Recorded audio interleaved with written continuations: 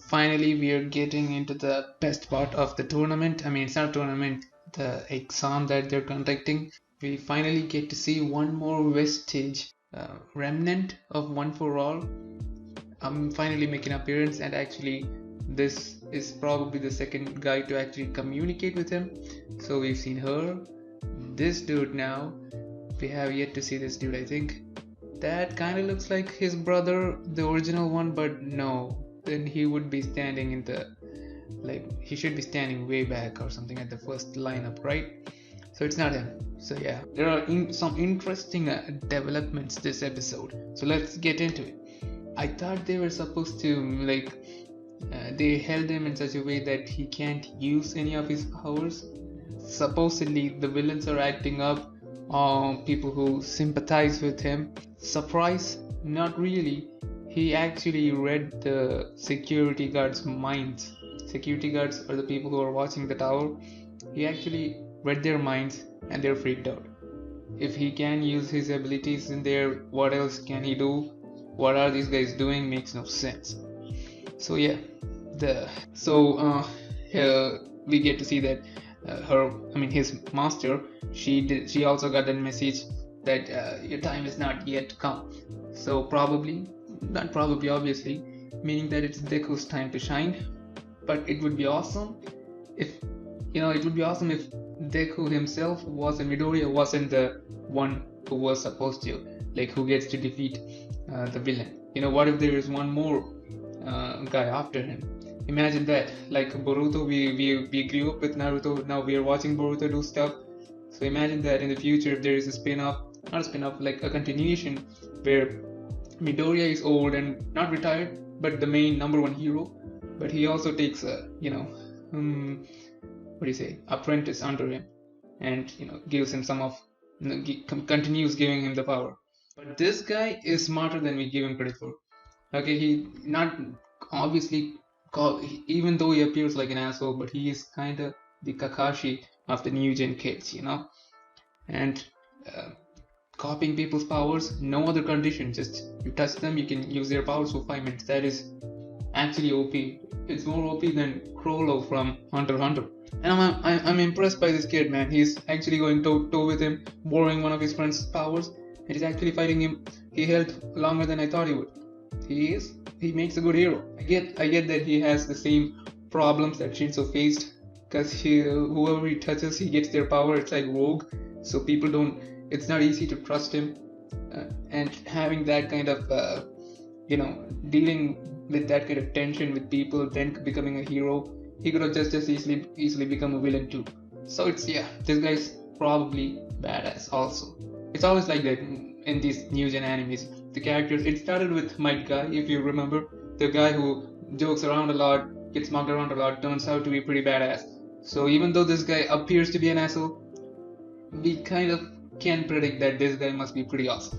So the more asshole they are, the more badass they are. That's the formula. It's using Yanagi's quirk, and everyone's like, she's also powerful. She's like Jean, but rookie level. Poltergeist is her ability. Reiko. So many new characters coming, man. It's very hard to memorize them, the names. So it's an OP team, by the way. Her ability size, I don't know. I remember seeing it in some other anime or Western comics. Someone who can reduce the size. It's like I've seen it somewhere else. It's not them. Somewhere else I've seen this power. Someone who takes a rock and just throws it, and midway it becomes huge. Where have I seen that? Comment below if you know what I'm talking about. He can create a second impact at his discretion at any place he's already hit once.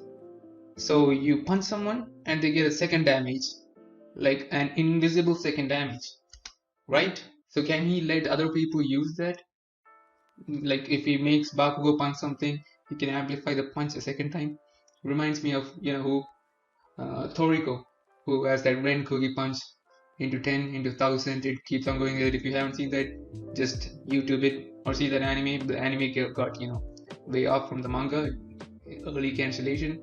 But that scene where he does that Renkogi punch is awesome. So do search that if you don't know what I'm talking about. These three, I don't want to be mean, but they can hold them off, but they're pretty much weak, just like what I said in the beginning.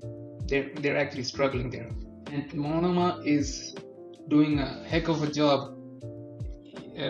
What do you say? Getting that aggression out of even the calmest, I would argue, the calmest member. Not like their normal personality is calm. That because we can say Shoto or many others are kind of calm in this, but in the middle of a fight, so far we've seen Midoriya is the one who can actually be cool, almost like Shinso.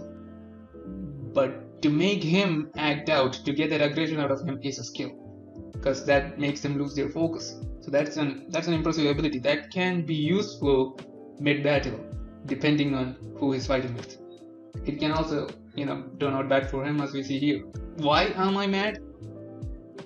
They just revealed that he has 6 more powers to come, right? And this is kind of like giving him the ability of Zero, the tape guy, because now this ability, as we learn ahead, is to immobilize or capture or just take faraway things and hold them or attack at a long distance. That's like a complete other power. It is a complete other power itself, and he gets that. So that kind of makes at least 2 or 3 members of his class useless, because he can do what they're doing now, and he has offensive capabilities too, and he can use this as an offense also. So if 6 more powers, then where does it stop? Who else will turn useless? There's a limited number of original powers you can give someone, because they're running out. This show did a fairly good job of showing us so many original skills. But yeah, there many other heroes will turn out useless if he gets more obvious abilities like this. It's not fair, because what Baku had, what if he gets an explosion? He already can kind of do a small explosion, but if he goes any more this route, he will actually overshadow Bakugo. That is kind of disappointing. It will end up like how just Sasuke and Naruto completely overshadowed the rest of the Wonder Genins from the original Naruto. There were 8 kids, I think, 3 teams, 9, I don't know, 12 kids as a whole, and we all when that tournament arc came, we were all these kids are gonna be the main focus of the whole series, with Naruto's the hero. Pick your favorite guy and watch him develop. But that did not happen. It was just about Naruto and Sasuke, and last time they got to shine properly, except Shikamaru of course, was during that Sasuke rescue arc. That was it. I hope this manga does not go that route and gives everyone their fair share of development, because obviously he is the greatest hero in the end of this manga, as he said in the beginning. But yeah, I hope the rest of the kids don't get overshadowed, because let's be honest, most of us do not have Midoriya as our favorite character from the class, not from the whole show, just from the students itself. Midoriya is not completely the fan favorite character. I would probably think he's not even top 3 in most of our lists. So he looks badass. His ability was badass too, I guess. And he's saying that Midoriya got his power and probably amplified it to the next level. That is a good quirk. You have to calm down to control it. So yeah, they start the fight again. This was kind of too confusing at this moment. I couldn't follow what is happening. Everything was happening at once. Shinso, they're continuing to fight. That was a good episode. Actual development, not just a tournament arc, not just a fight, but actual growth in the story too. He got another power, while the rest of them just have to work their asses off and kind of do innovative things to figure out how crazy new ways they can apply their power, their same power which did not grow. They just have to figure out how creative new ways to use it. But this guy conveniently gets another power, and as he said, is it 1 of 6 or does he get 6 more? I don't remember, but more powers are coming on the way. So if I was him, I would be so, I don't know, proud of myself. Wow, I'm only gonna get stronger. I don't have to work that hard. to, as the rest of the kids, so one day or the other, I will like invoke another power out of myself. I will have a new ability. I'm just gonna get stronger and stronger. He's gonna really outshine the rest of the kids if this keeps up. That I hope the other powers are not similar to the ones like the other characters in the show already has. I hope the mangaka does a good job of giving an original ability, but it's gonna be hard because there are 6 more abilities coming, and each of them have to be original. Like what? He basically becomes Superman at the end. Heat vision, freeze breath, flying. He can't fly, right? I guess one ability would be flying because that doesn't make him like exponentially stronger, and that's kind of what's left. Why didn't All Might have all these powers then? Shouldn't it be adding up? Isn't that what his ability technically is? Each one gets a new power and they add up on the previous one. So shouldn't, if he has like 8 skills, shouldn't All Might have 7? But he just had super strength.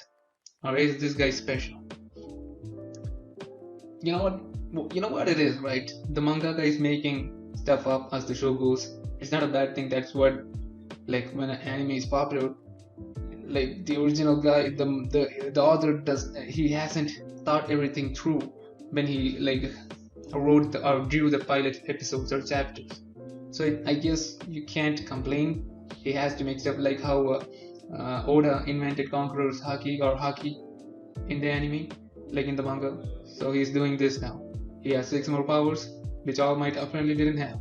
Or is there an explanation for that? I'm not too into the lore. I'm kind of in One Piece head right now, but if you guys know why All Might didn't show all these powers, do comment below. Overall, a great episode, and I'll see you guys in the next one. Like, subscribe, and comment.